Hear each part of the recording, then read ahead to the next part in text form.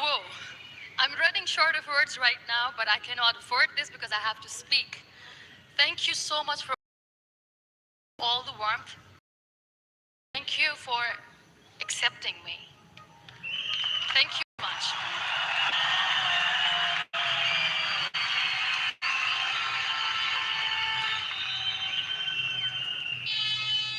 Well, I always start my talk with a disclaimer.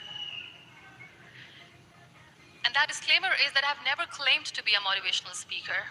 Yes, I do speak, but I feel more like a storyteller because wherever I go, I share a story with everyone. Well, it is a story of a woman whose perfectly imperfect life made her who and what she is today. It's the story of a woman who, in pursuit of her dreams and aspirations, made other people realize that if you think that your life is hard and you're giving up on that because you think life is unfair, think again.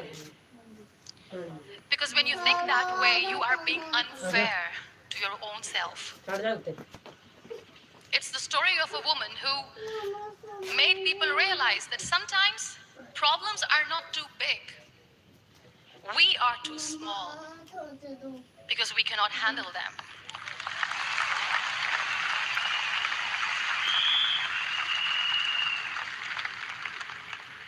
It is the story of a woman who with time realized the real happiness doesn't lie in success, money, fame. It lies within. Real happiness lies in gratitude. So I am here and I'm going to share the story of that woman.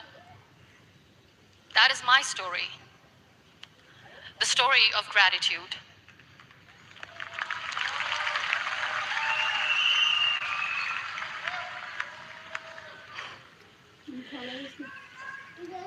I love you too. I love you all. I believe in the power of words. Many people speak before they think.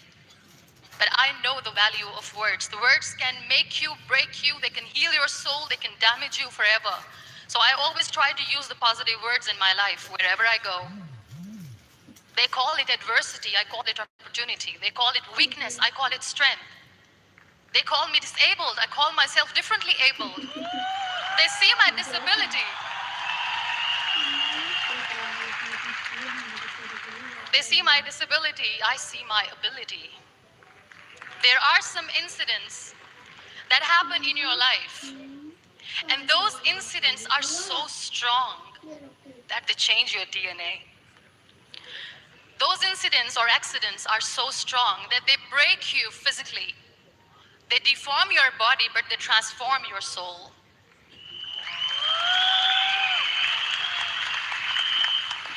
Those incidents break you, deform you, but they mold you into the best version of you.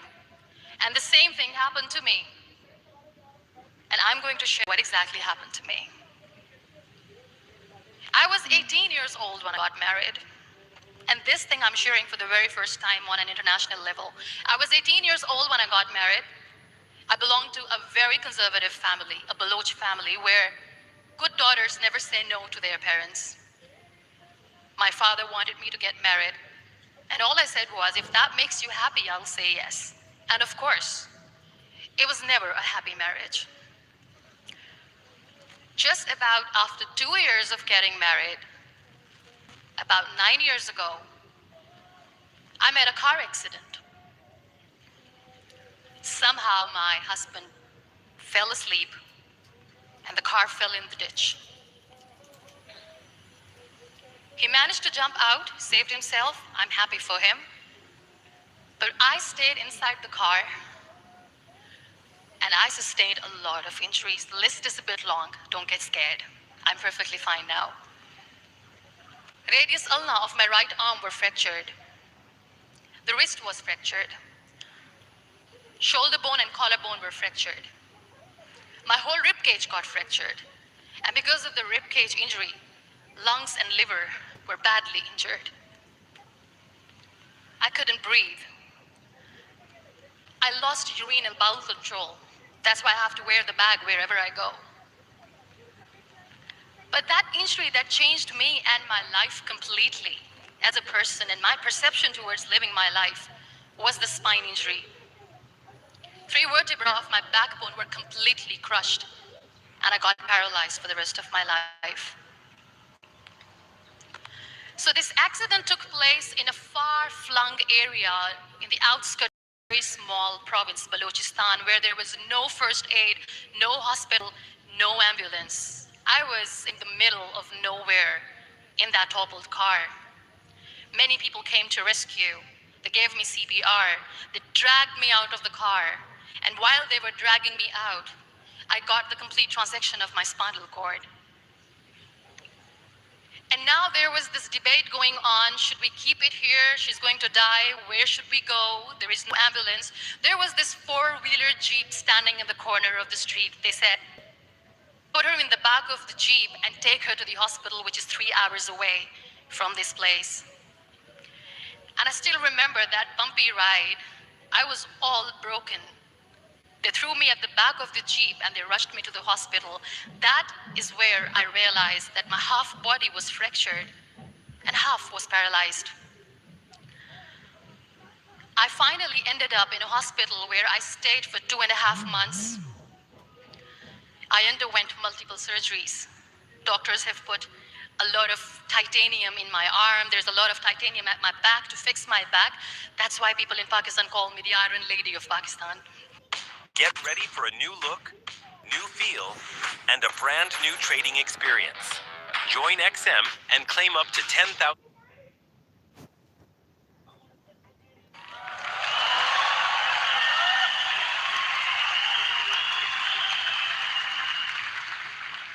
Sometimes I wonder how easy it is for me to describe all this all over again.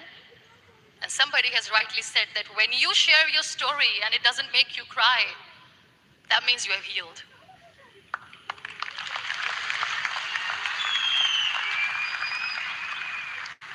Those 2.5 months in the hospital were dreadful.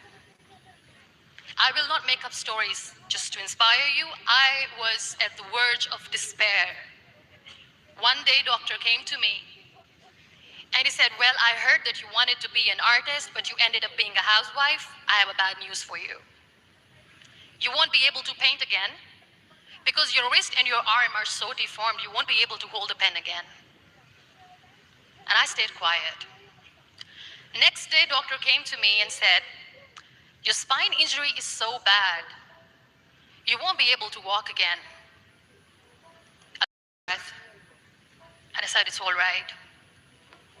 The very next day, doctor came to me and said, because of your spine injury and the fixation that you have in your back, you won't be able to give birth to a child again.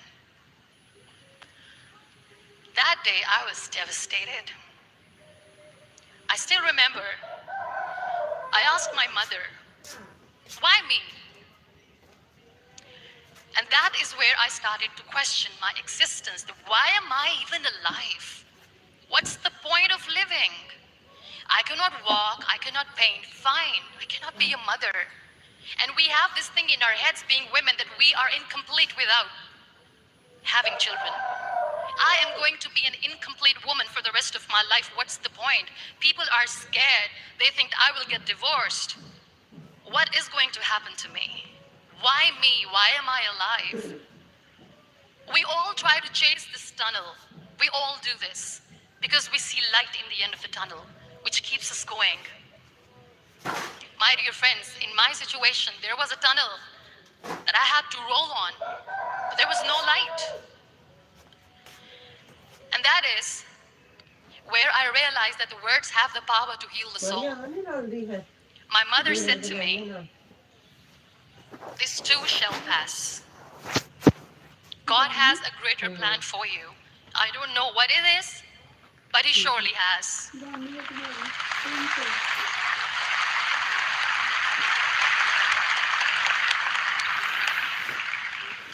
And in all that distress and grief, somehow or the other, those words were so magical that they kept me going. I was trying to put that smile on my face all the time, was hiding. It was so hard to hide the pain, which was there.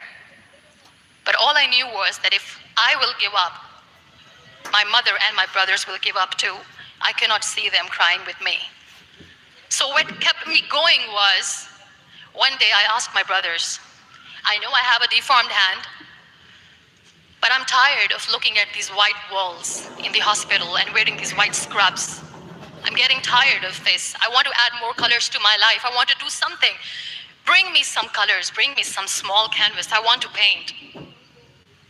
So the very first painting I made was on my deathbed, where I painted for the very first time. It was not just an art piece or just my passion. It was my therapy. What an amazing therapy it was. Without uttering a single word, I could paint my heart out. I could share my story.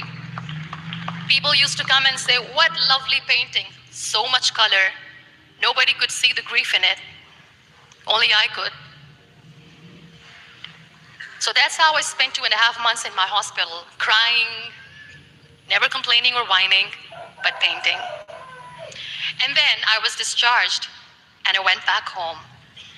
And I went back home, and I realized that I had developed a lot of pressure ulcers on my back and on my hip bone. I was unable to sit.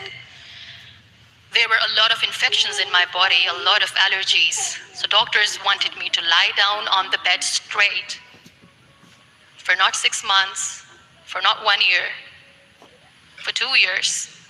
I was bedridden, confined in that one room, looking outside the window, listening to the birds chirping, and thinking maybe there will be a time when we'll be going out with the family and enjoying the nature. That was the time where I realized how lucky people are, but they don't realize. That is the time where I realized that the day I'm going to sit, I'm going to share this pain with everyone to make them realize how blessed they are, and they don't even consider them lucky. Order food you love with Food Panda. Download the app and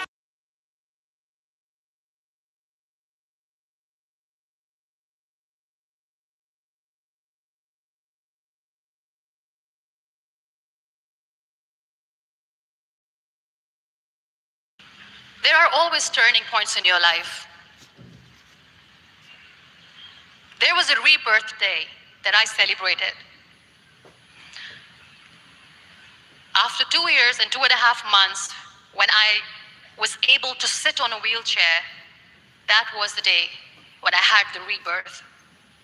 I was a completely different person. I still remember the day I sat on the wheelchair for the first time, knowing that I'm never going to leave this, knowing that I won't be able to walk for the rest of my life.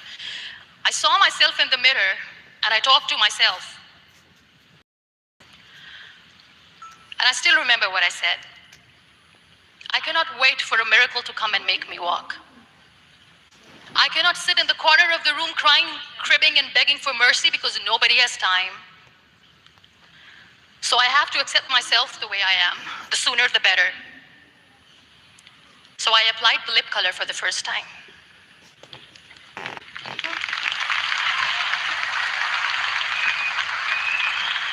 And I erased it. And I cried. And I said, what am I doing? A person on a wheelchair should not do this. What will people say? Clean it up. Put it again. This time I put it for myself. Because I wanted to feel perfect from within.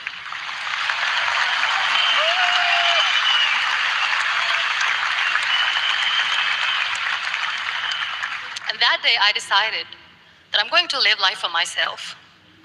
I am not going to be that perfect person for someone. I am just going to take this moment and I will make it perfect for myself. And you know how it all began? That day I decided that I'm going to fight my fears. We all have fears. Fear of unknown, fear of known, fear of losing people, fear of losing health, money. We want to excel in career, we want to become famous, we want to get money. We are scared all the time. So I wrote down one by one all those fears, and I decided that I'm going to overcome these fears one at a time. You know what was my biggest fear? Divorce. I couldn't stand this word. I was trying to cling on to this person who didn't want me anymore, but I said, no, I have to make it work. But the day I decided that this is nothing but my fear, I liberated myself by setting him free. And I made myself emotionally so strong that the day I got the news that he's getting married, I sent him a text that I'm so happy for you and I wish you all the best. And he knows that I pray for him today.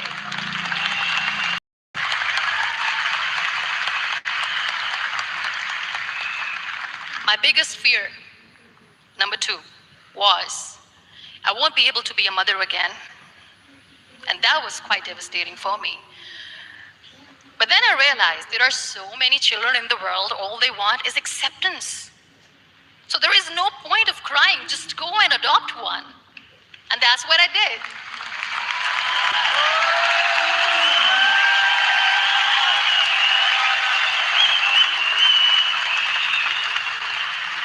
I gave my name in different organizations, different orphanages. I didn't mention that I'm on a wheelchair, dying to have a child. So I just told them that this is Muniba Mazari and she wants to adopt a boy or girl whatsoever, but I want to adopt a kid. And I waited patiently. 2 years later, I got this call from a very small city in Pakistan. I got a call and they said, are you Muniba Mazari? There is a baby boy and would you like to adopt? And when I say yes, I could literally feel the labor pain. I said, yes, yes, I am going to adopt him. I am coming to take him home.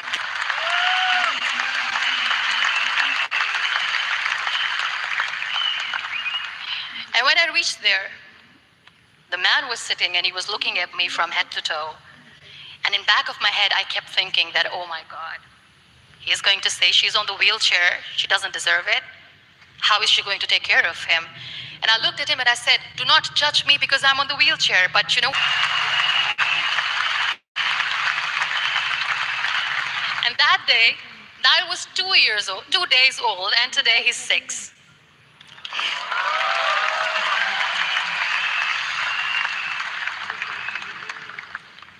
You'll be surprised to know another bigger fear that I had in me. It was facing people. I used to hide myself from people. When I was on bed for 2 years, I used to keep the door closed. I used to pretend that I'm not going to meet anyone, tell them that I'm sleeping. You know why? Because I couldn't stand that sympathy that they had for me. They used to treat me like a patient. When I used to smile, they used to look at me and say that, you're smiling, are you okay? I was tired of this question being asked, are you sick? Well, a lady yesterday at the airport asked me, are you sick? And I said, well, besides the spinal cord injury, I'm fine, I guess.